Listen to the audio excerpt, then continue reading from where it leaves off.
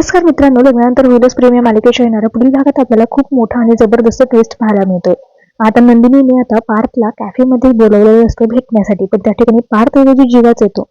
तर मित्रांनो, तो आता नंदिनीशी बोलू लागतो. जीवा आता नंदिनीला सगळ्या जुन्या गोष्टीची आठवण करून देतो.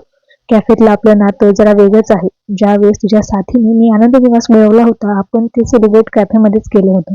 सांगितलेल्या सगळ्या जुन्या गोष्टी आठवून नंदिनीला खूप छान वाटतं, आनंद होतो आणि नंदिनीला तो म्हणतो की जर तुझी साथ असली तर मी आनंद निवास मिळवू शकतो, तर आपला आनंद हमखास मिळवेल. तर नंदिनी म्हणते की ते आता पॉसिबल नाहीये. असं म्हणत ती तिथून निघून जात असते, तेव्हा जीवा म्हणतो की नंदिनी, मी तुझ्यावर खूप प्रेम करतो, मला एक संधी तू दे. नंदिनी जीवाला म्हणणारच असते की मी तुम्हाला दुसरी संधी देते, त्याच वेळी तिथे पार्थ येतो आणि पार्थ म्हणतो की नंदिनी, कुठे हरवलात तुम्ही. तेव्हा नंदिनीला कळतं की आपण हे सगळं काही स्वप्न पाहिलंय. ती आता इकडे तिकडे बघत असते, जीवाला शोधत असते. तिला कळतं की हे आपलं स्वप्न होतं, जीवा इथे आलेले नाहीयेत. तर नंदिनी पार्थला विचारते की तुम्ही मला इथे का बोलवलं. तेव्हा पार्थ आता काव्याची पुस्तकं देत म्हणतो की काव्याची आता एक्झाम जवळ आली. ही सगळी पुस्तकं तो नंदिनीच्या हवाले करत म्हणतो की नातं कसंही असलं तरी काव्याने एक्झाम द्यायलाच पाहिजे. तर मित्रांनो, आता पार्थला अजूनही काव्याची खूप जास्त काळजी आहे.